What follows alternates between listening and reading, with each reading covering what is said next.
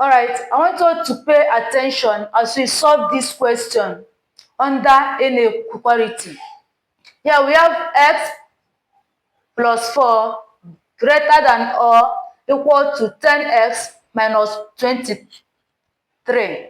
So what we have to do is collect like terms. All right, if you watch 4 and minus 23, they are like terms.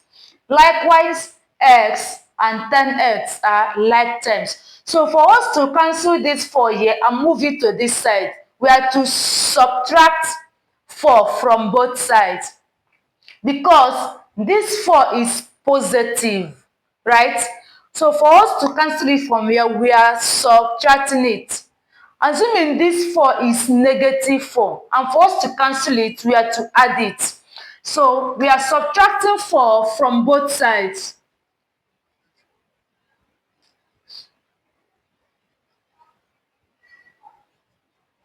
From both sides. Now we're going to have x plus 4 minus 4 greater than or equal to 10x minus 23 minus 4. So this will cancel this, giving us 0. So what we have at this side is only x, right? Greater than or equal to 10x minus 23 minus 4 is going to give us minus 27. Minus 27. Now, we are to cancel out this 10x from here. Alright, for it to be able to move to this side. And while doing so, we are to subtract 10x from both sides, because this 10x is positive. So we are subtracting 10x from both sides for us to be able to cancel out this 10x here. We say subtract 10x from both sides. So we're going to have x minus 10x greater than or equal to 10x minus 10x minus 27. So this will cancel out this, giving us 0. So here we have, there is invisible 1 here. So this is like saying 1 minus 10. So where is x minus 10x is going to give us minus 9x. Greater than or equals to, here is minus 27. Alright? So for us to cancel out this minus 9 here, we have to divide both sides by minus 9. You can say divide both sides by minus 9.